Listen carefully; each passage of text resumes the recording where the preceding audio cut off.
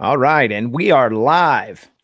Welcome to paraglidingtalk.com. I'm your host, Robert Michaels. You're joined tonight by Bike and Tony. Tony is a paraglider pilot, no stranger to the show. Larry is also here from paraorangeproducts.com. We also have the one and only on the entire planet, Phil Russman, is in the house. He is going to be, there's no other. You can look all you want. Phil Russman is no stranger to the flying community, has been flying everything that you could imagine. He's a pilot of aircraft, has his instrument rating. He also flies helicopters. He's flown hang gliders. He's also flying paragliders and paramotors. Did I leave anything out? I think that covers it. Okay. What about sailplanes? I got a couple hours in sailplanes. It was really fun. I knew it. So he's flown sailplanes too.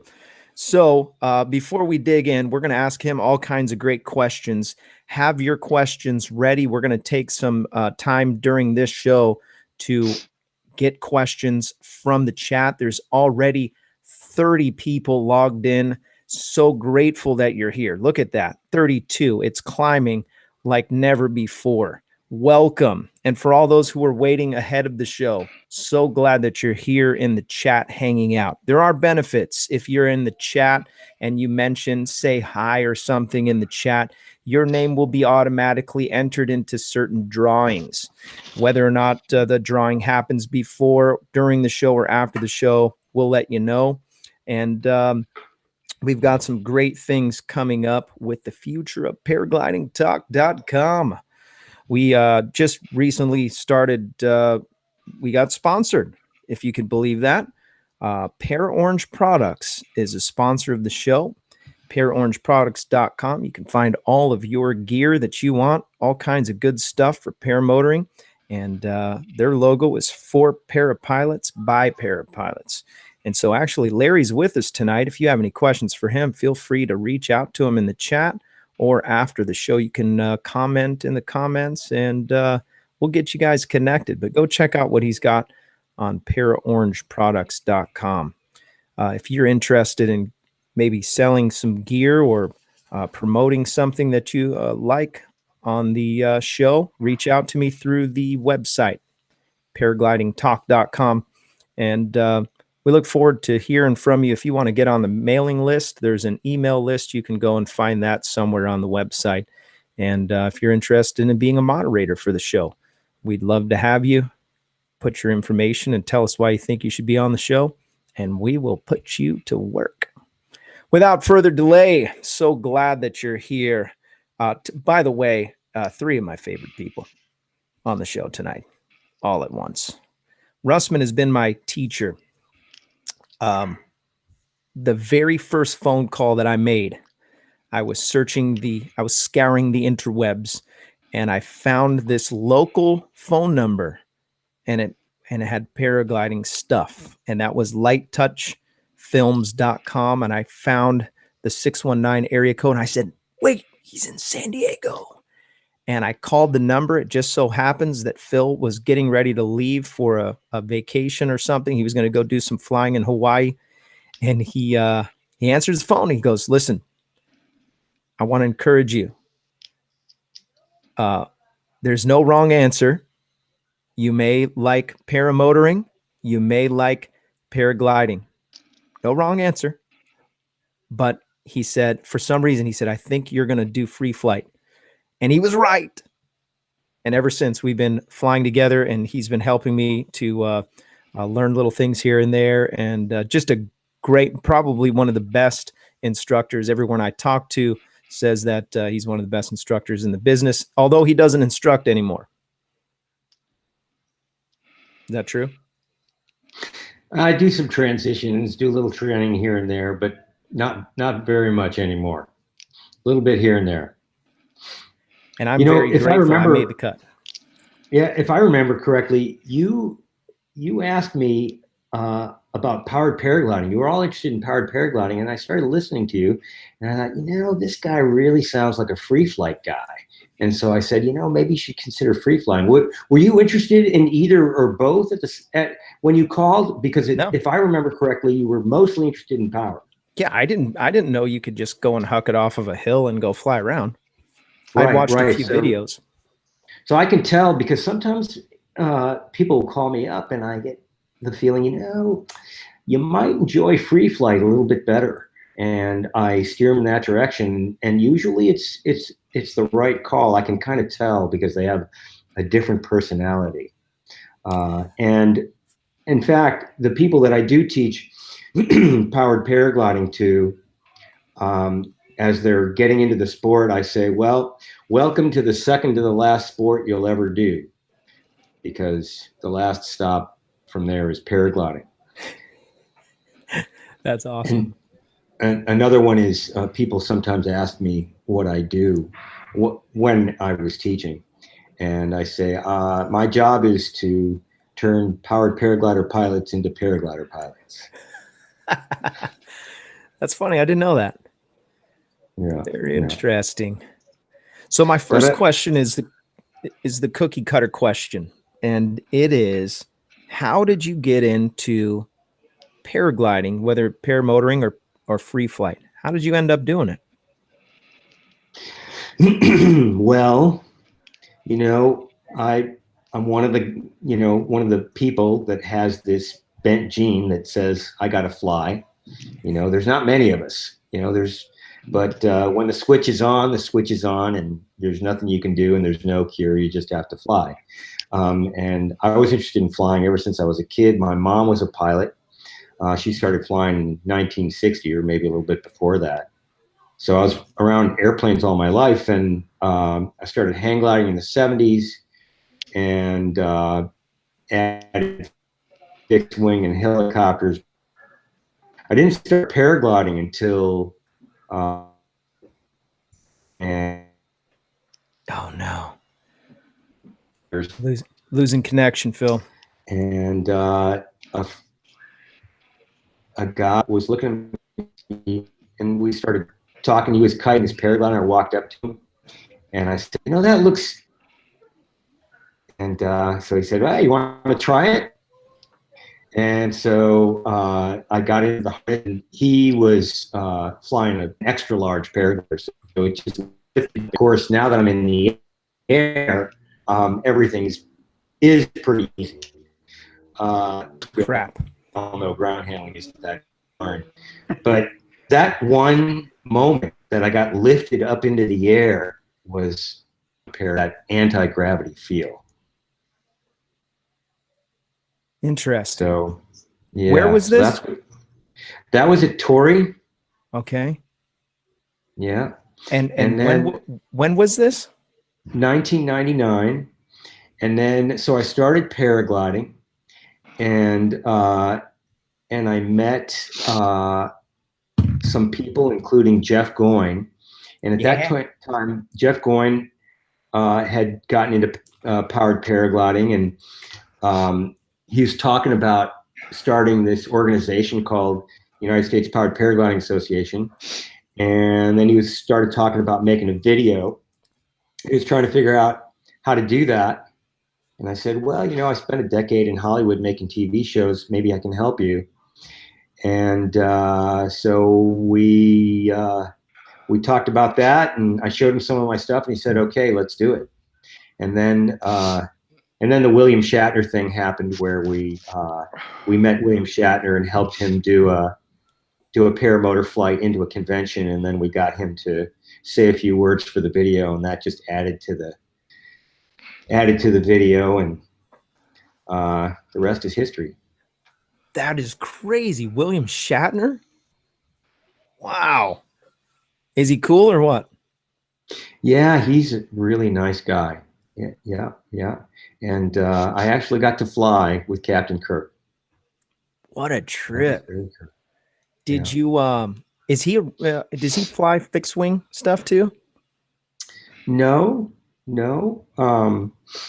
As far as I know, just the paramotors. I don't think he paramotors anymore. That was a good 12, 13 years ago, or 14 years ago. And I'd actually met him once before at at a fly-in out at Akatia Wells. Oh, no A kidding. few years before that, he was hanging out there. He wasn't flying, but he was hanging out, just meeting some of the people and hanging out with his big Doberman pinchers. Oh, yeah. No kidding. That's a trip. Well, I Yeah. mean, you've rubbed shoulders with probably a lot of different celebrities being part of Hollywood and whatnot, right? I'm just guessing. Well, I wouldn't say rub shoulders, but I've met a lot Or of just them. like Yeah. you're just Yeah. behind the camera, maybe. So I now we're gonna talk just a little bit about some theory and stuff in just a minute, and I do want to remind everybody, if you have questions, this is one of the best pilots that you're going to find in the free flight and powered paragliding. If you have questions, this is the time to ask, and you're going to get some the real deal answers. We talk quite a bit. Phil and I at different times have talked over one subject for an hour or even 2 hours, where we're discussing certain logistics and certain theory. And so, but I'm not going to get too deep into that tonight. I do want to ask, where do you see the sport in 10 years from now, and then in 20 years from now? Well, so are we talking about paragliding and powered paragliding here at the same time? We can. Okay. Um, I think that the technology, the improvements in technology is definitely making it easier for people to get into both sports. We're learning more about how to be good instructors and how to keep people safe and make them better pilots. So all that's good. And you've got people who are getting into the sport and staying into the sport. And so that combined with the equipment getting better, I think that the sport's going to grow. I think that there are some headwinds, particularly in powered paragliding, because there are sometimes issues, especially around big cities, trying to find places to fly. And when you do get a place to fly, being able to hang on to that. So we really need to do whatever we can to learn about what it takes to preserve the flights and keep them. Of course, that's important for the free flight community as well, but the free flight community's been working on that for a bit longer. I think the powered paraglider community is just kind of starting to wake up to that. I think that the electric paramotor, when that comes to pass, will have a significant effect on the powered paragliding industry. However, that is quite a ways off, regardless of what you might hear and see. The battery technology just isn't there yet. It's going to take a while longer, but when it does happen, it's going to open the door to a lot of people that wouldn't be willing to get into powered paragliding because they don't want to deal with a 2-cycle motor. Interesting. Yeah. I just talked to a guy at Torrey Pines. He came up to me, and I forgive me if you're watching, I forgot your name, but he came up Mike to me and Bean. he knew me. What's his name? Mike Bean. I think it was Mike. And Mm-hmm. he's making an electric paramotor. He came up, shook my hand. He says, "You don't know me, but I know you from paraglidingtalk.com." And he said, "I'm the guy that's working on that." And so he's got like an electric Volkswagen bus, and you would never know that it was electric, but it's just an old school bus, and so it's here, it's in front of us. The day of wondering when we're going to be flying electric paramotors is here. And To make them practical, it's going to be a while, but they exist. interesting. And so I like the idea. I'm thinking that that it's going to be great, but we're talking about a pretty heavy battery. We're talking about gear that's already heavy. Are we talking about adding more weight than what a full gas tank would be? and a paramotor? Are we talking less weight? What does it look like right now? Well, I don't think people now. Yeah. So if you're going to fly a paramotor that's around the same weight or maybe heavier than your average paramotor with fuel, um, you're going to be limited to like roughly half an hour of airtime. So that's the limitation. If you double the battery, it's going to get a lot heavier. So right now, we're kind of limited by the batteries. Right. Yankee in SC1, he just asked this great question. He said, Phil has been around enough to see many advancements in wing manufacturing. Has he ever been involved in a new design or vastly new concept that advanced wing technology? I have not been involved in any wing design.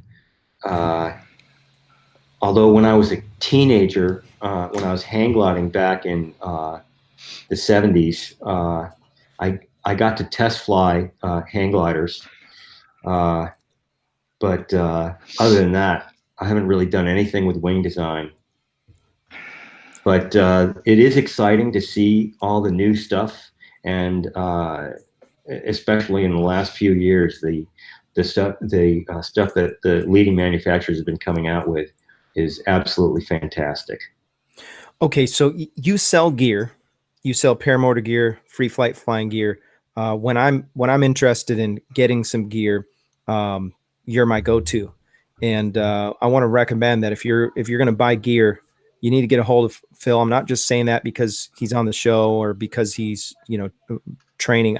He literally crunches the numbers, does the math, finds all the variables. Doesn't just say, "Oh, here's how much money do you have."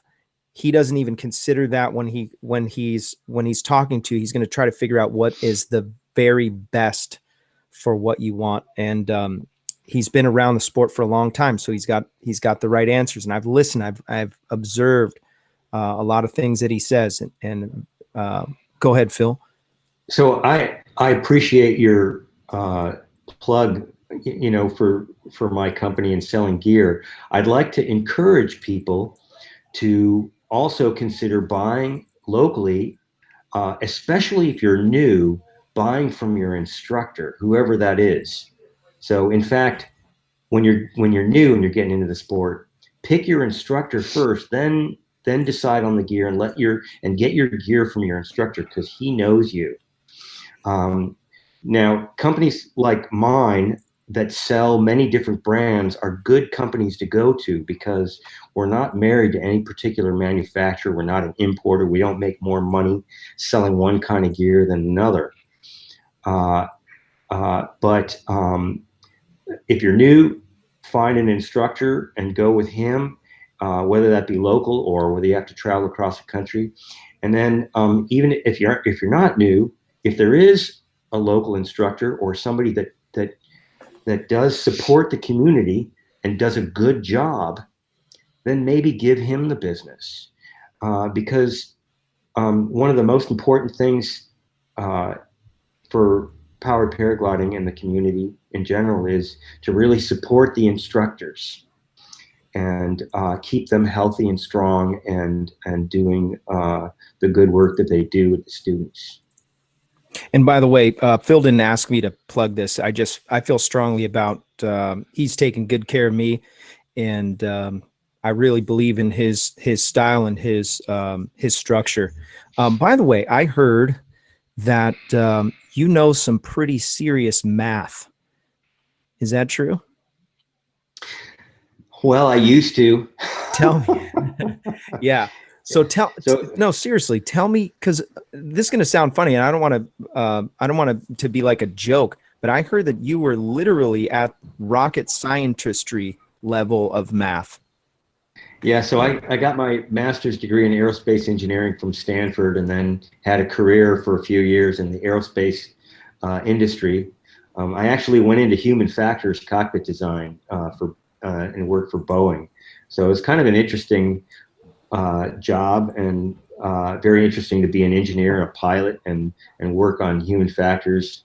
I worked on technology that eventually went into the 777. We worked, and it was a fun group because it was a research group, so we could just try things. We didn't necessarily have to come up with a finished design. We were basically, we had these amazing simulators that we could go into and program a certain way with certain instruments and fly these airliners. One thing that we really like to do, though, when we had time, was to try things with the simulator. What was really fun was to see if we could fly at full speed through the tower, of the window of the tower. That was really fun. And it's not easy because it's really a small window and you're going that fast. One, little change can make a huge difference. So your bosses are like, yeah, don't let him actually fly one of those. That is awesome. I had no idea. I guess we never got that far in the conversation. So, I mean, realistically, Stanford and Aerospace. Wow.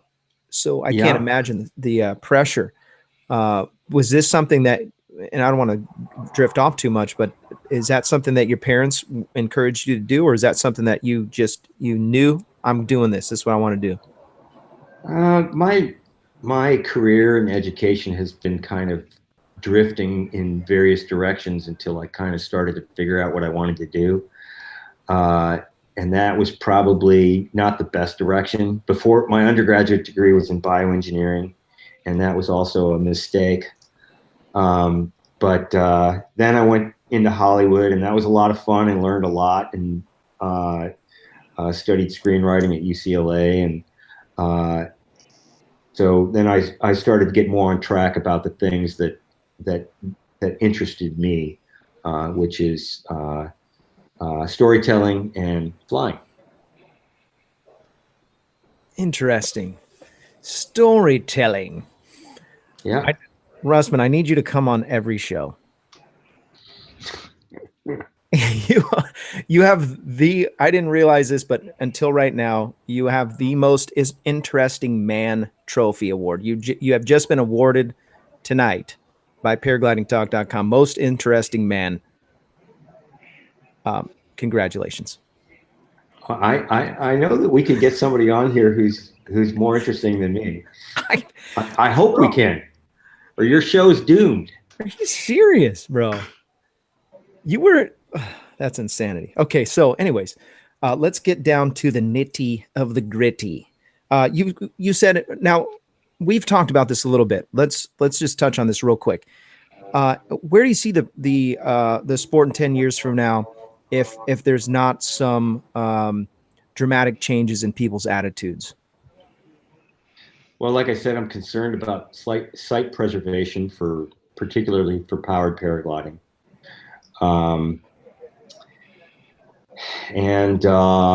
Yeah, I mean, we've got to make sure that, especially in the cities, that we behave. There's so much potential to get into trouble, Right. with these things. So we've got to make sure that we don't give the FAA an excuse to regulate.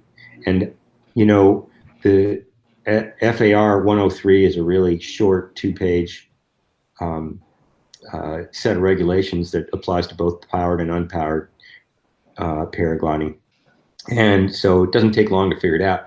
And, it's not that hard to follow the rules, but I throw in one more rule, and that is do whatever you can to make sure that the phone does not ring at the FAA.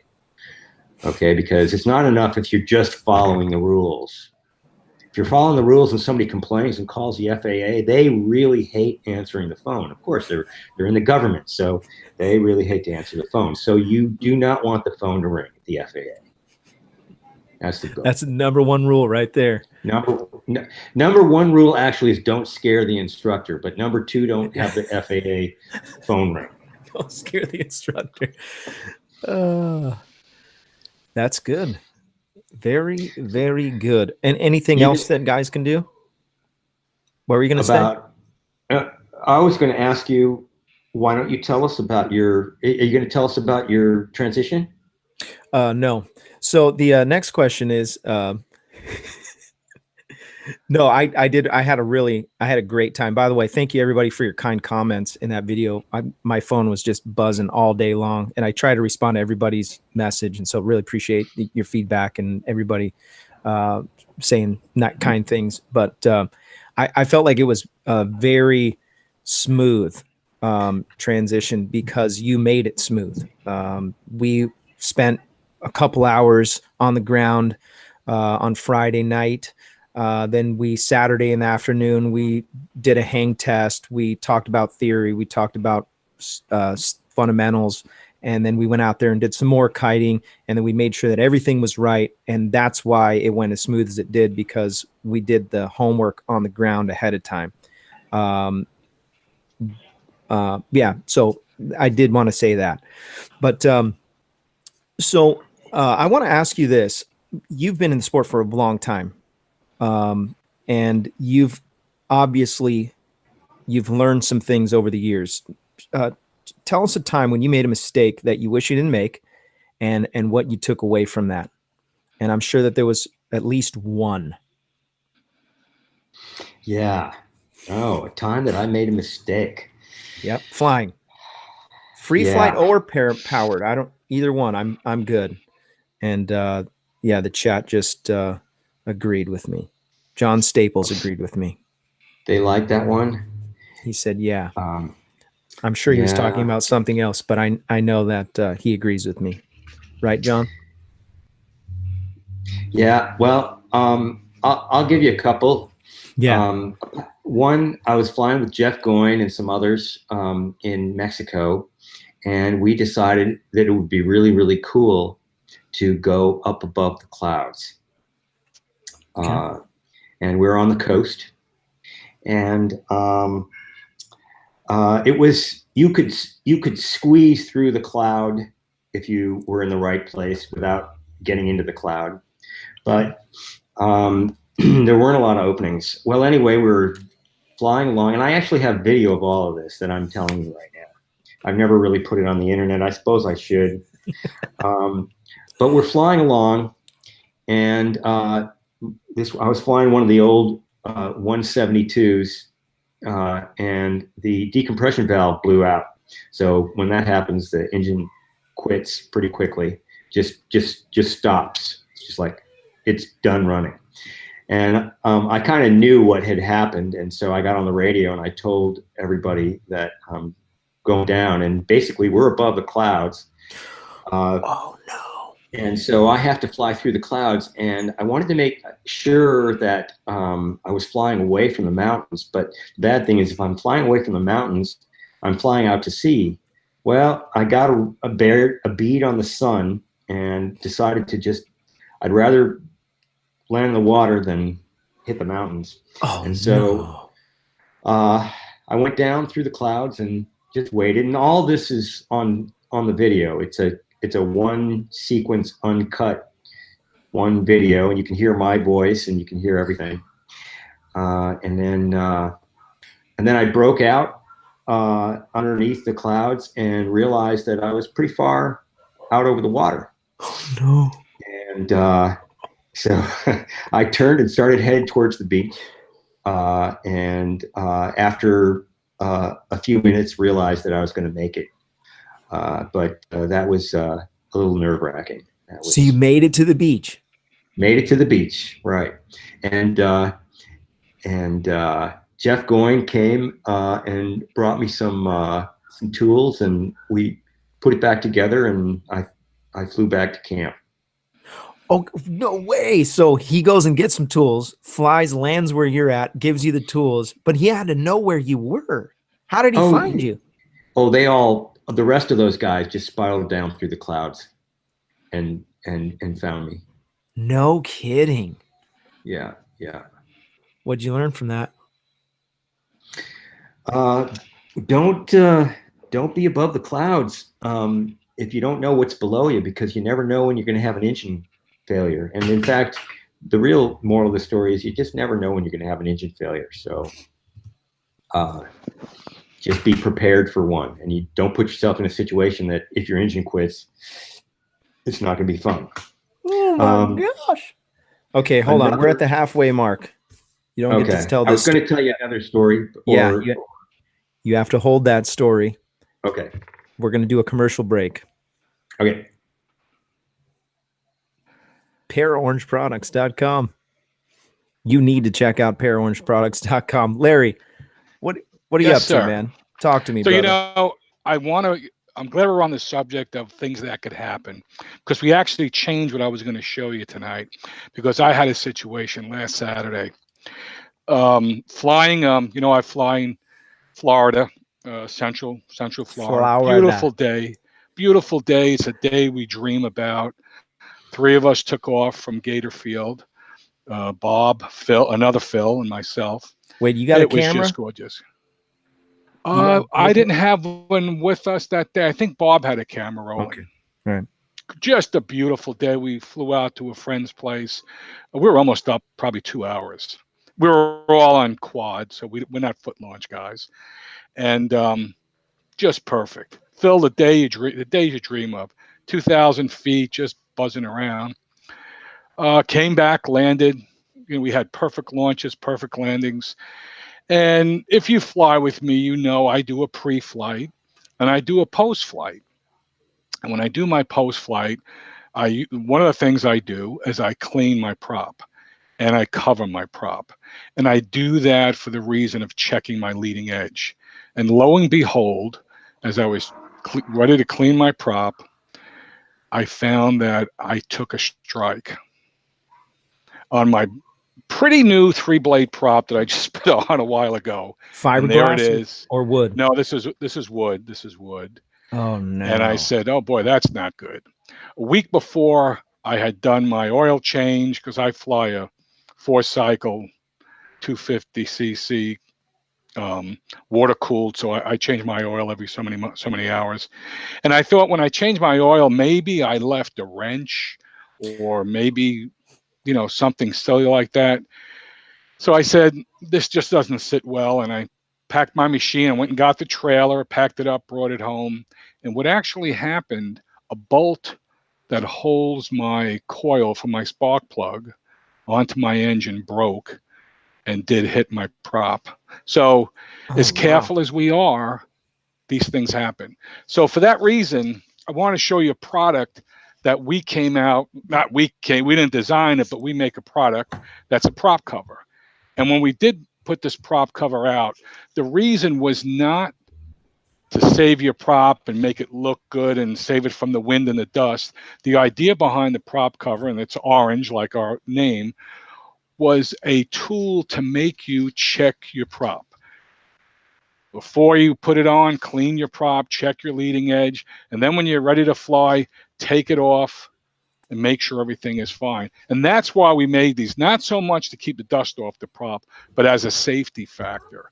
Most of us get free covers and they're usually black and we forget about it. I know myself, I've looked back and said, oh, I have to get out and take it off. When it's orange, you don't forget it. So this prop cover, well, mine doesn't look as good as this. Mine's all dirty. But going to put this on and checking my leading edge, I found that I had a hit. And I did fix, as a lot of us do, I did fix the prop and I did reinstall the coil. Now, since I have it home, I'm putting a new gas tank on. But we do sell these prop covers. We make them here like all of our products. They sell for a double blade is $20. One of them always comes with a clip. So if you're mounting your foot launch machine on the back of your pickup truck or on a plate behind your pickup truck, they won't blow off because you have a clip to connect them with. And they sell in for 3-blade props as well. They're $30, and they do sell them for singular. But it's a great cheap investment to keep you looking at things you should check. Safety, safety, safety. And I go back to my general aviation days. One of the things, Phil, you're a pilot. What did they beat into our heads? Pre-flight, check, double check, triple check. And I carry that through every time I go up. So, my buddies were all teasing me. I'm one of the big pains in the rear, always checking this, checking that. As a matter of fact, before we took off, I looked at my friend Phil, who's a new pilot, and I saw something I didn't like, and I said, I don't think you're going to take off yet. And I went in my trailer and my hangar, got some tape and taped up his antenna just in case. And then I got a strike anyway. So, be careful. Check it. Don't. I see a lot of guys come to our field and they just throw it on their backs and take off. And, check your equipment before you go up. So anyway, that's what I wanted to show you tonight. And of course, for all of our viewers, if they do go onto our site and click on the tab that says rebates, put in Thursday RN, you will get 10% off, refunded to you actually within, if the bag lady moves quick, 24 hours. So I got in trouble last week, by the way. The bag lady's very upset. I blamed it all on Sean. Well, because we gave away 2 things last week. I knew you were going to get in trouble. She said to me, your advertising budget's going to where. So I said, well, wait a minute. I said, it was Sean. It was Sean's idea. So I blame Sean for that. Sean, he's trying to. We do want to thank. We want to say that we receive, Robert, so many emails from the viewers about products they're interested in and ideas, and as well as sales, and we really appreciate it. And we have been listening. We are making some modifications on some of the products, all based on inputs from our pilots. We become a family. You get letters from us, you get emails, and the biggest ask, and we're working on it, is a waterproof cover for a foot launch machine, and we are working on that. It's one of the biggest requests we get, and we want to do it right. We don't want to just put something out there that's not going to be waterproof, that's not going to be good. We want to make sure it's affordable, and that's one of our big things we're working on. So we really do appreciate it, and we read all those emails. We can't answer every one of them. We've got some announcements that are going to come up over the next couple of weeks, some really super things going on that I think is going to shock some people, but in a good way, Yeah. So it's been, we appreciate it. We do appreciate it. We're a small company, it's my wife, I, the grandkids, my sons, and if there's a problem, we'll make it right. I think in our history of selling, we've had one problem. Believe it or not, one problem. So, and if there is a problem, my cell phone is out there. You call me, just like Phil. I called you on your cell phone and you picked up that day. So, but we do appreciate it. We appreciate the show and the support. And I don't know what we're going to give away this month. I haven't spoken to the bag lady. Yeah, you might be in trouble. Well, it might be Sean's trailer. I don't know. I was going to send Sean some photos because I got my trailer here this week. Usually it's at the airport. He's in the chat right now too. Oh, tell him I said hi. Yeah, he heard you. So I do want to say, support the show. You can support the show financially, like Para Orange Products does. By the way, Para Orange Products pays a substantial amount of money to advertise on this show. And if you want to be a part of that, you know where I'm at. So you can actually support the show two different ways. One is on Patreon, and the other is on PayPal. And there are tons of people that are supporting the show financially. You can see if you may not know this, but I have a section on the website called the supporter section, and find out who is supporting the show and how much they give. And I just it's like the wall of fame for everybody who helps out with the show financially. So go do that if you're interested in making the sport safer for yourself, or maybe for somebody else, or sometimes you just send a message to somebody. Hey, check out paraglidingtalk.com. You might be able to learn something that'll save your life. Now, back to the goods. So, Phil, you shared with me one time a story where you were free flying. It was a competition, and you got a little bit low in an area where you were really far for hiking out. Maybe you want to share that? I don't know. Yes. Yes. When you look up brain fart in the dictionary, there's a description of this day. because that's basically what happened to me. I was in a competition in Idaho. It was the Nationals, I guess, and I went to a place in the mountains where I saw somebody thermaling and catch a thermal, and I thought, oh yeah, I'm going to get there and I'm going to get that same thermal. But the thermal was on the bad side of the ridge, where it's this valley, ridge, canyon where there's really no way out and nowhere to land.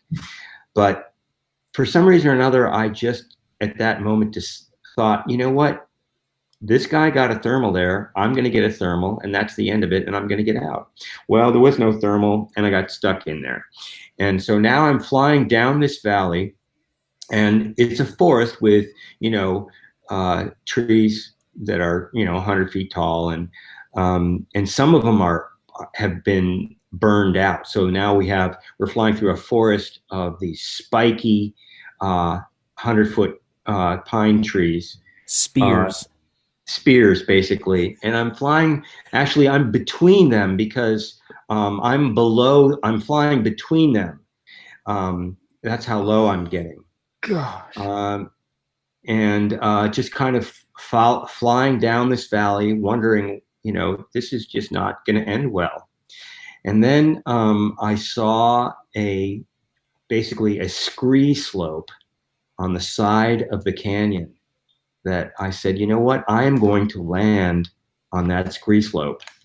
And I just slowed the glider down and put it right down onto this side of the scree slope, and was very happy to be on the ground until I packed up my gear and started hiking out, and realized that there was no trail, and it was really, really rough going.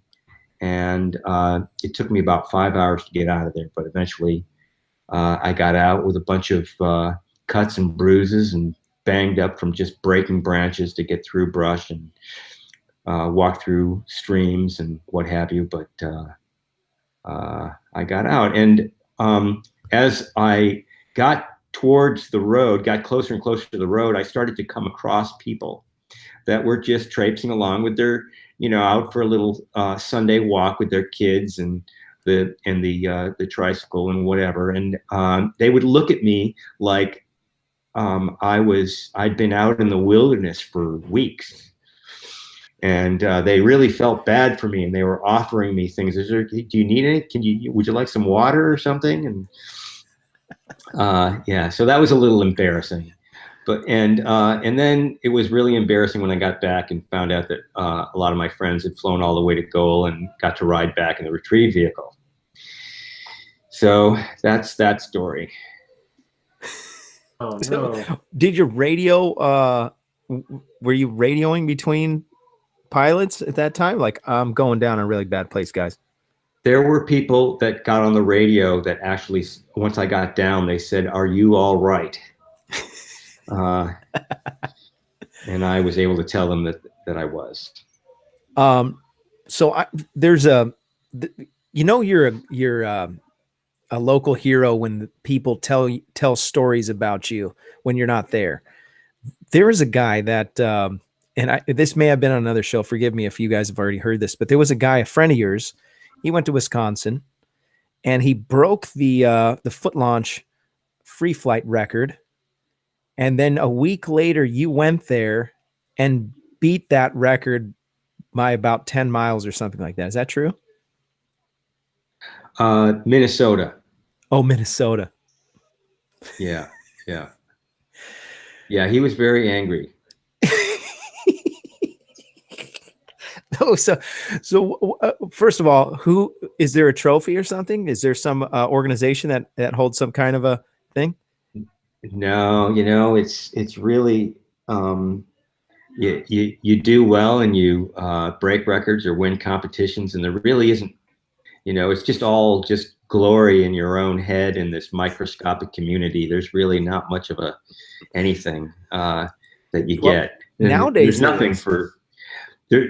Yeah, for what now? So you can load stuff to the internet, and you're it's proof. I mean, your GPS is following you. You can tell if you broke airspace rules, all that stuff. So it's probably not as easy to make up a story. You better be a good pilot. Yeah, and if think about it, if there was a trophy, someone could steal it. So we have to give away trophies now. Oh, there's a trophy stealing tradition in the military where if you win a competition, if everyone's looking to steal your trophy, and they're like, "Oh, you won the competition. Let's see your trophy." They're like, it's probably better there isn't a trophy for this. That is very interesting. We might have to get one. So you were going to tell us a story just before you got rolling. Something that the question was a time when you made a mistake that you didn't want to make and what you took away from it. Well, those were the two, those are two that kind of come to mind. Did I pick the one that you were going to, was that the one you were going to tell? Yeah. All right. And, I think that what I took away from that was don't get distracted just because you're in a competition or just because of anything. It's you got to stay safe. So that has to be the first consideration. You know what? 2019 Red Bull X Alps, they picked their pilots. Anybody see that? All the free flight people said amen. It's on. All right. Okay, so has anybody talked to Paul Guschelbauer? I texted him. He's on that flying adventure. He's on the cover of the X Alps, the advertisement for the X Alps. It's him, but I don't think he's going to be in it. He might be. I mean, I know that there's 8 months right now, right? Wasn't he on the list? He made the cut. But when he talked to us last time, he was like, I don't know if I'm going to be in. He's doing that flying adventure. He said he was thinking about it. I told him he has to because everyone is pulling for him to win. He's the only one. I don't want to knock on anybody else, but I think he might be the only one that can take Kriegel out. We'll see. Kriegel's pretty amazing. I think Kriegel does witchcraft. It's the only way you can win every time. Yeah. There's magic. I think, you know what I think it is? I think he's got a twin. And so, he lands and then his twin shows up, gets out of a van somewhere about 30 kilometers down the road and starts hiking with his gear. And maybe it's triplets. Oh, man. That is a good conspiracy. We're going to be looking for Kriegel doppelgangers. Yeah. Yeah. So we're pulling for the USA this year. Realistically, I want Gavin McClurg to win and put us on the map.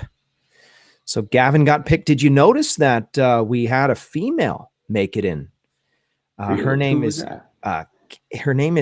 I want to mess up her name. Is it Kingza? It sounds like Kingza. I'll tell you right now. Her last name is like Masterclass. Gosh, I'm sorry. I know she watches the show too. I need to look at my email.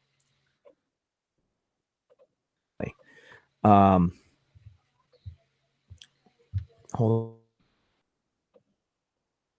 on. Because you guys need it. Yeah, it's Kinga. That is her name. Kinga, and her last name is Mastallers.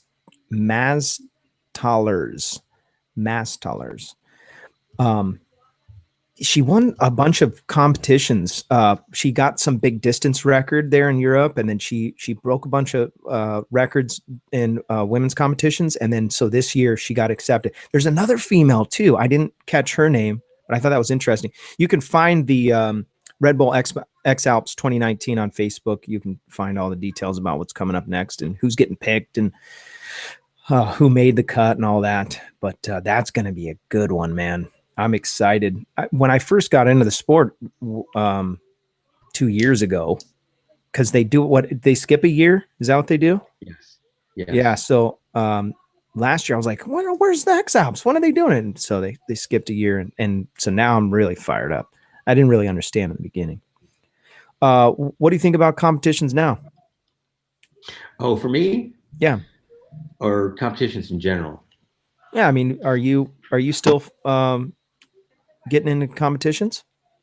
No. I did the comps, and it was a lot of fun. I learned a lot, and I think when it comes to paragliding, doing a comp is a really good thing because it teaches you a lot. But I'd had enough. It's a lot of work, and I like to go and be a tourist and fly new places. My favorite place to fly is the place I've never been. So I spent July in Europe, and I think just about every day I flew a different site. So that was really fun. I was going to talk about that. That's awesome. I don't like when you're gone, though. Yeah, me either. I'm just saying. I mean, that's fine. You can go, but I'm just letting you know. Tony's going to Europe in a few months, right? Tony's been quiet tonight. I think he's fighting the internet demons. Oh, yes. Yeah, you just stay right there, I Tony. He's trying to talk. I don't think his mic is on. That's right. Tell us in the chat, Biking Tony. Can you guys hear me? Biking Tony. Now I can hear you. There we go. Yeah, these headphones just failed me again. Awesome. Where are you going in Europe? Yeah, we're looking at Italy, but man, it's still preliminary, so we're kind of still thinking it through. But I think we should just load up Russman here and make it a big old group event, and let's go. Let's go fly some new spots, Roberto. I concur. That sounds fun. Will we be all sharing the same room on your honeymoon there with you and? Yeah, Karina's going to be stoked. Hey, Karina, you guys share a room with paraglider pilots on our honeymoon. Oh gosh, she's going to beat you. She's loving it. She's thankful right now. Yeah, by the way, Europe is like Disneyland for paraglider pilots. Really nice. Yeah, you told me that the thermals are nice and organized, and it's not blown out windy like Southern California. Yep. Yeah. Get to base predictably. Yeah. And a lot of paramotor pilots that get into paragliding that don't live around good paragliding sites like we do here wind up traveling automatically early in their career to places like Europe because they can, especially if they're on the East Coast, for example, because it's not as far as it is for us. And so you'll see a lot of low time paraglider pilots coming from powered paragliding in Europe and having a great time. I got an announcement to make. We got a new $5 Patreon supporter. Doug, thank you so much. Just got the ding in my email. You made the show tonight. You made the show Doug. A better show, Doug. Yeah. The future's looking brighter and brighter. Someone else just became a $3 Patreon yesterday, and that makes me very happy. By the way, before the show started, we're making T-shirts. I don't know if you can see this behind me. My wife has this machine. It's called a Cricut, and so that we're in the preliminary stages of making T-shirts. It might just be for me. I may just make shirts for myself, but I have this idea about making a shirt that says, "I might have intermediate syndrome." See, I'm not a good enough pilot to get to intermediate syndrome yet, but one day I'll get there, and I'll need that shirt when I do. Is it possible to start with intermediate syndrome? That's a question for Phil. I mean, can we watch that Welcome to Palomar clip and make a decision? Why do we always have to go to that? It's still too soon to talk about that. It was so incredibly entertaining. It's not entertaining. You know what? We need somebody who's known Phil for a long time on the show at the same time as him, because I've heard some fun stories from other pilots. Jeff Goin. Yes, and Casey actually told me one story, and man, Phil's a lucky guy and fast reflexes. We need to have Fast reflexes. we actually need to have Casey on if somebody knows. I've had like 5 different people tell me I need to get Casey, so I haven't met Casey yet, but I want to have him on. He's a busy guy. Yeah, that'll be He's good. very busy. You know him, Phil? You have his info? Oh, of course. Yeah. Yeah. We've been on trips together. It'd be good to get me and Jeff going on the same show. That'd be a lot of fun. We've been on a lot of trips together, done a lot of flying together. Let's do it. I'll set it up. Yeah, Jeff. I've always wanted to meet Jeff Goin too. That'd be awesome.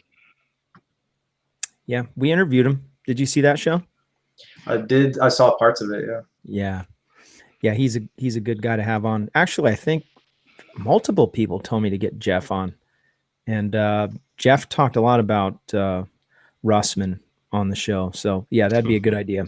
I like their Coca-Cola commercial. That's one of my favorites. Now, did you guys actually take that to Coke and be like, hey, you guys want to buy this video? We'll sell this video to you. You should have. You should have. They did a really great work together on that TV show, proving Fan Man could have possibly landed in the ring, or maybe not. I think that it was implausible that he could have landed in the boxing ring. Robert, did you know about this? No, I didn't know about this. Please tell. So Sports Science was a show. I don't know if it still exists or not. And I wouldn't know if it did because I don't watch TV. But basically, they wanted Jeff Goin to basically try to prove whether or not it was possible for Fan Man to land in the ring. And so I went and helped Jeff with this because I actually went and did some photography flying him around with the paramotor while he was flying in with the paramotor. And we did this in a really small confined area at Hawthorne Airport behind some hangars. Lots of rotor, confined area, flying around a camera crane, all the really bad stuff. But the idea was for us to land in the ring. And so Jeff had it in his mind that this had to be a power off approach and a power off landing. Okay. And so he said that there's really no way to do this because you're going to be going so fast, you're going to go right into the ropes on the other side if you're able to land. Okay. And that's what he would do. He would land and he'd go right through the ropes on the other side every time he did it. And I had already talked to him, look, Jeff, the way to do this is a power on landing, because then you can just power yourself right in there and just drop the power and drop right in. So for about 45 minutes and a bunch of tries, Jeff attempted to do this and kept going through the ropes. And then at the end, they said, okay, let's take a break. And I came in and landed right in the ring the first try. Nice. Because I did a power on approach. And they're like, okay, wait a minute now. Nice. So then they had to, of course, get the star to go do that. So then Jeff goes, okay, yeah, I get it. I'll do a power on approach. No kidding. And he got it the next time, and that was Is it on YouTube, you think? I'm trying to find it. It probably is. But I remember Jeff Hammond and I and some others were coming back from a trip in the middle of nowhere, some adventure in Panama or something like that. And we were waiting at an airport for our next flight. And Sports Science came on, and that episode came on. And while we were all sitting there waiting for our flight on the TV. That's so awesome. Yeah. Oh, found it. All right. Hey, let me see if I Screen can share. Oh, wait, no, don't do it. Oh, because of They're gonna copyright, right? Copyright, yeah. But yeah, it's called Sports Science recreates the infamous Fan Man incident, and then you got Phil as the aerial cameraman showing off walking on some buildings, and you got Jeff Goin explaining powered paragliding and landing in a simulated ring. Nice. Like Fan Man, I want the link. When Fan Man went into the ring, he got his paraglider torn to shreds by an angry crowd. People were keeping pieces of the paraglider as a souvenir. Fan man, you're in big trouble. Did they beat him? Yes, he got beaten up. So, okay, poor Fan Man. All he wanted to do is he wanted to prove he could do it. Well, he was a crazy guy. Believe it or not, Fan Man, that wasn't the craziest stunt he ever did. He landed on Buckingham Palace with a powered paraglider and then took his pants off to reveal that he painted his lower half green. Are you serious? Not a lot of respectful behavior from that guy. There's no medical required for flying an ultralight. So I love it. That's why I'm in it. Yeah. I'm in it to win it. Yeah. Yeah. Well, I'm glad you're in it. It's a good show. I'm glad you're doing this show. This has been my favorite show so far. My face hurts from laughing. It's good. It's good to give back. You know, that was a theme that I definitely wanted to bring up during this show if I still have any time. Yeah, you're good. You know, even if it's like the orange products that Larry's making, or you doing this show, or the video that we did, the risk and reward video, and Chris lending you his motor so that you could learn about powered paragliding firsthand, so that when you do your show, you talk about it a little bit with a little bit more background. You know, everybody is chipping in and giving back, and I just want to say that it's important for us all to do that, because we fly at the pleasure of the people, as Jeff Goin would say sometimes. It's a privilege, not a right, and we want to make sure that we maintain it. We want to make sure that we help each other stay safe and stay compliant, and grow the sport with quality, not quantity, and all that stuff. Love it. I have another announcement. We have a new $8 Patreon supporter, Robert Porterfield. Robert Porterfield, you are the man. Thank you so much for contributing to the paraglidingtalk.com. We have some great stuff coming soon. We're going to be having some shows where we're going to be interviewing some of the pilots from that are getting ready to go into the X Alps. So we're going to be reaching out to some of them. As I said, Kinga was one that I had talked to 6 months ago or so. That was before she got accepted in. So I hope she doesn't feel like she's too cool now because she got accepted into the X Alps. At that time, she had just barely won one of the women's competitions, or a distance record for women. And she was like, "Oh yeah, I'll come on the show, but I just need to wait until I'm done." She was traveling, living in a van, traveling to sites, flying at different sites. And she has a really good video on YouTube if you can find her. Really cool videos to watch. And then we're also going to be doing some shows on weather. We're going to do a couple. I'm going to try to bring back Jordan, if you guys remember Jordan. And we're going to be having some good shows coming up. So let's set that up. We can have a Jeff Goin and Phil Russman storytelling show. The whole show will just be storytelling from both of you. And then maybe we can even have like a celebrity death match where you guys argue about some theory. And we've definitely done that before. Oh, I bet. And that's something that we need to, I think we need to, the people need. They need to have that. They need to have that in their lives.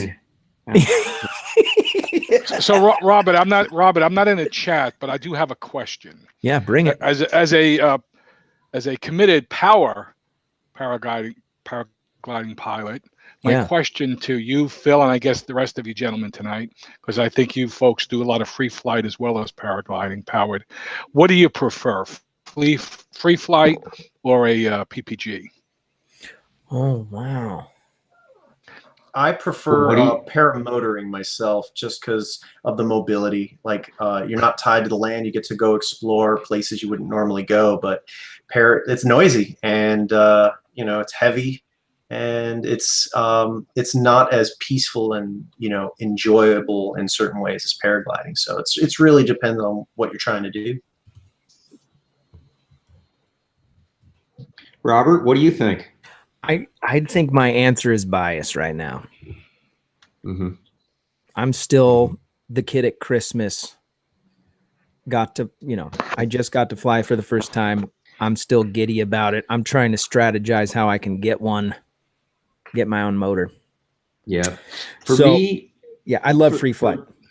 I do. Yeah, for me, free flight is my by far my favorite thing.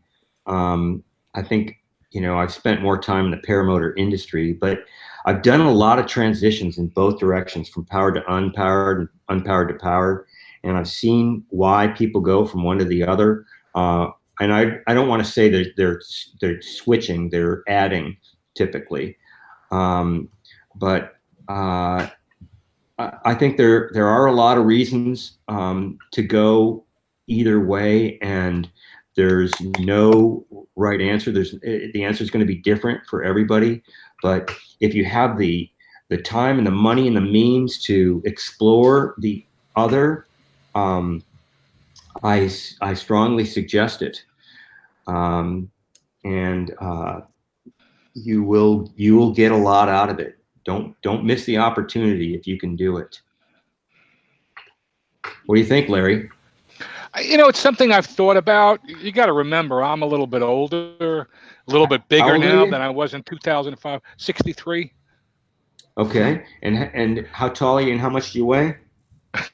I got to tell you my weight. My wife will Come take on. my. Come on. I'm like the doctor. I'm okay. I'm like 6 foot. 6 foot. I would probably say, after what I had for dinner, about 243. Okay. All right. So you can that's a big wing, Phil. Yeah, that's all right. That's all right. They make them. And you can definitely, if you can, now you wheel launching or foot launching now? I wheel launch. I fly quad. Okay. Well, if you can do the ground handling without the motor, then you can definitely do some free flying. And I think it would be just a matter of, is this something that you have the inclination and the time and the money to go try? And mountains. Well, not many mountains in Florida. But they have some amazing towing. You could definitely do some towing. Exactly. Yeah. Actually, I talked to Chad about that, and even Jeff, I met Jeff at a couple of fly-ins. Towing would be the way, but that is something I've thought about. The convenience of sitting in a quad with a motor makes it very easy, but it is noisy and there are limitations. But something I definitely will do at some point in my life. It's on the bucket list. Yankee from SC1, he just got his P2 certification. Awesome. Where did he get it? Todd's in the chat right now. Where did you get it? He just posted a video on it. If you're not following him, it's Yankee and SC1. Click on his name, you can follow him, and he just posted a good video on there. He has he was also in aviation. You don't have to do that, Phil. I was saying, is it Otto's Ridge or Oto's Ridge? Lane Lamoureux. I can't read that. Is that Colorado? I think. I don't know. Just a little bit of a delay on what we're saying in the chat. Yeah. Oh, okay. No worries. P2 with the P3. Jim, good job. Jim Furman. All right. Britton Shaw. Right. Do you know Britton Shaw? Of course. Is it I know Brighton? that scoundrel. Is it Britton? He's an ace paramotor and paragliding pilot and instructor. Nice. Where at? He's in Oklahoma. Oh, okay. I believe he's still in Oklahoma, and he puts on an event called, I believe it's the Endless Foot Drag. I think that's his event. I'm not sure. Please Oh, are forgive me you if I'm serious? misspoken. Really? Yeah, Britton Shaw. Yeah. Okay. Interesting. Yeah, I heard about the Endless Foot Drag. I didn't know it was him. I got a couple subscribers right now. Gyro Jeffro and Jammer 45. Welcome to the greatest paragliding talk show online. Paraglidingtalk.com. Let me hear you do it, Tony. Yeah, paraglidingtalk.com. That's good. That's real good. We gotta get him in a sound booth. I know we got to get him a better microphone. We got to get you a better microphone, Tony. Are there any more questions from the chat? Yeah, let's get this rolling. What do you got for Phil of the Russman? Yeah, I'm excited about the Jeff Goin, Phil Russman battle. I want to ask Phil a quick one. What was your very first paramotor experience like? Oh boy. Did you say paramotor? Yeah. I might be blocking it out. I'm trying to remember. I remember. I think I remember. Yes, it was at Parastars. It was my first flight, and at a fly-in, which is always a bad idea, but I was already a paraglider pilot, so it wasn't terribly terrible. But I went up, and there were a bunch of pilots in the air, and we got hit by a gust front, and so we're all landing in super high winds, and that was interesting. But nobody got hurt, I don't think, at least that I can remember. Where was that at? Okay. In Florida. Oh. When was that? I think it was 2001, but I'm not sure. Approximately then. Whoa. So people landing backwards? Yeah, there are people landing with not too much forward momentum, that's for sure. Yikes. Yeah, gust front's bad. But yeah, but oh, hey, what's the most common mistake you see in the sport from the chat, Chad Troutman? What's the most common mistake I see in powered paragliding, right? Well, let's just assume that's the question. Well, that's a good question, actually. I don't know how accurate this is going to be, but one really common mistake I see is people trying to launch in light winds that are too light for them. They're running beyond their ability and they fall down.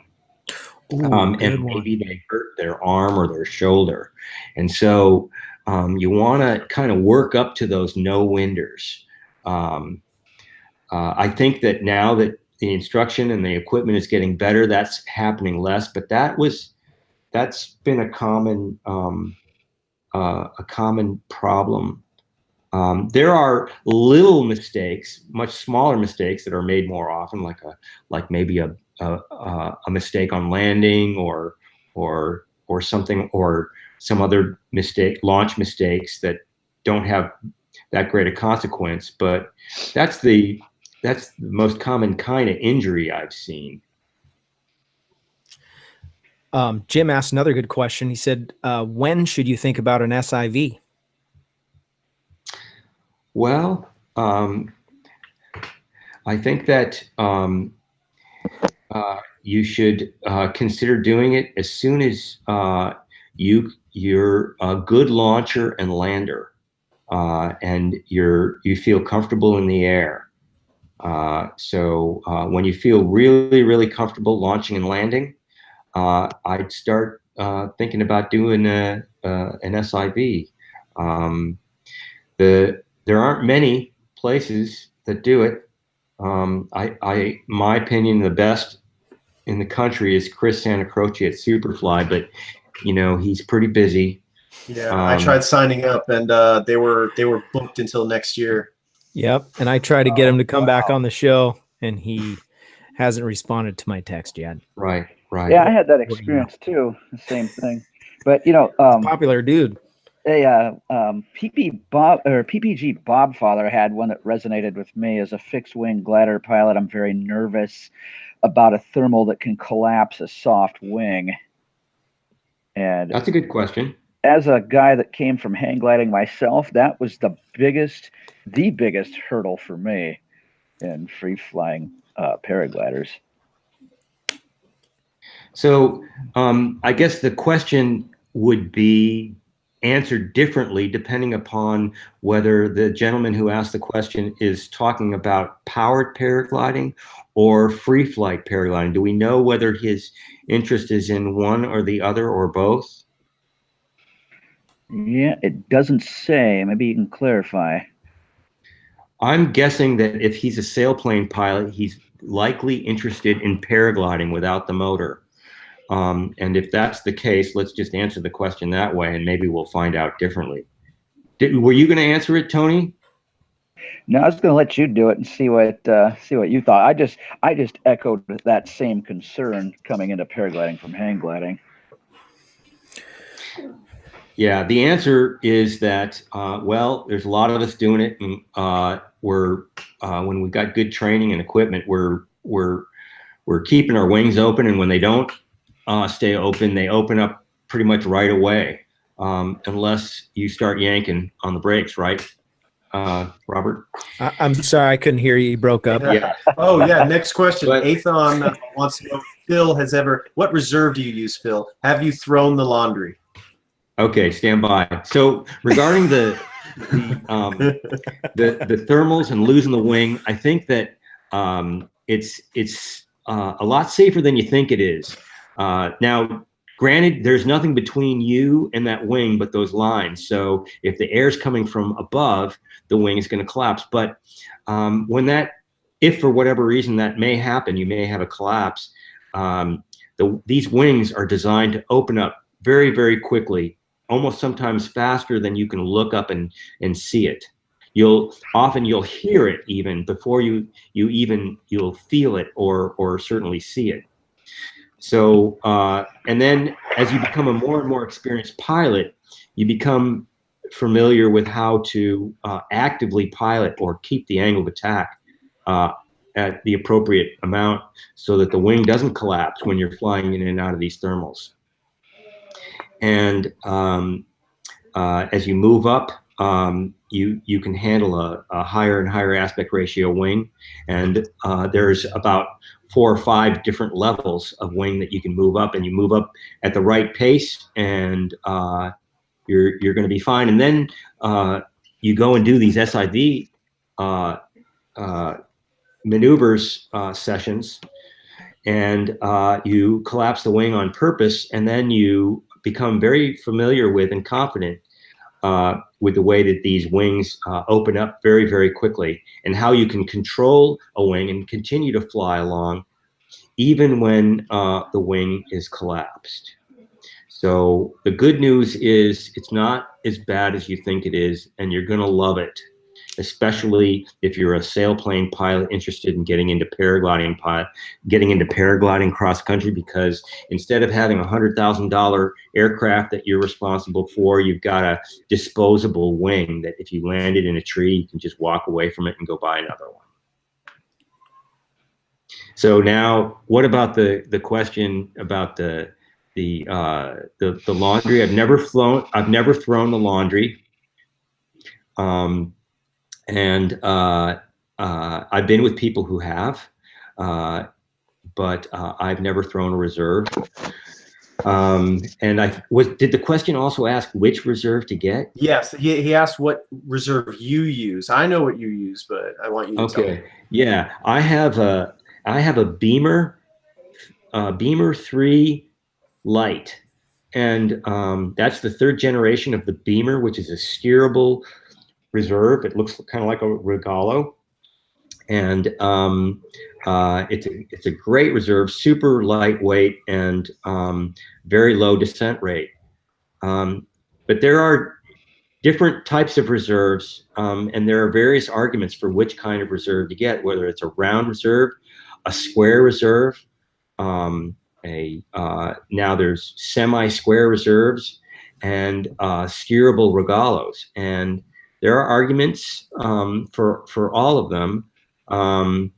And I think that it's very difficult to say definitively which reserve to get. I think that there are trade-offs, and over time we're collecting more and more data about which reserves are the best in terms of the type. But I can tell you which brands stand out. The leading brands in reserves are the Beamer, for example, made by I'm sorry now, I can't remember the name of the company, but the Beamer 3, you could pretty much look up the name of the company pretty easily. Then there's the Gin reserves. Gin's been making reserves for a long time, and they're one of the most popular reserves out there. APCO makes reserves. They've been making them for a long time. They're popular. Super makes reserves, and there's a company that's partnered with Advance called Companion, and they are also making reserves. And they're the ones that are making these semi-square reserves, and they're supposed to be pretty darn good. No, they're not steerable. They're not steerable. The only steerable reserve that I mentioned is the Beamer. That's right. So That's right. I just saw a video today. I can't remember the guy's name. He's an acro pilot. He just bought a brand new wing, and I think it's his first flight on his brand new acro wing, and he had to throw the laundry. But what came out was this, it looked like a mini wing, and he'd cut away. So it must have been on purpose. I'm just guessing. No. That's a base rig, actually. Those acro setups are now designed where your risers are clipped into a quick release system with a rip cord. So you pull the rip cord, it actually breaks away your main and opens up a base jumping parachute. What the heck? It's crazy. Do I need that? Only if you're going to be, upside down a lot, I guess. Okay. But I'll let Phil answer that. Well, there's trade-offs. Life's a trade-off, and there's always trade-offs. So one of the times that a reserve is really, really, really important is when you're low. You have a problem when you're low. You want something that's going to open quickly and reliably without losing a lot of altitude. And this system may not fall into that category. I don't know enough about it, but yeah. So great answer. Yeah, if you're low, man, anything to slow you down. Anything. Yeah. Very interesting. Any more questions? I think we're going to call this a wrap tonight. We went almost a half an hour over, but it's worth it. Okay. So tonight, so appreciate everybody, all the people supporting the show, all the people in the chat, everybody who's here. We're going to set up the next couple shows here. Stay tuned, paraglidingtalk.com. Go there and check out what's happening next. You can also go back and look at some of the past episodes. Maybe if you're a brand new pilot and you're wanting to learn some stuff, go back and watch some of them. And we're going to have some great stuff coming. Where the t-shirts are in the oven. We're going to have some giveaway stuff. My wife makes these signs, so we're going to be making some signs. We're going to be doing that and doing some giveaway stuff. Really appreciate everybody. And so we're going to have a short after show. Thank you so much. And if I don't see you in the air, I'll see you on the air. Have a great night, everybody.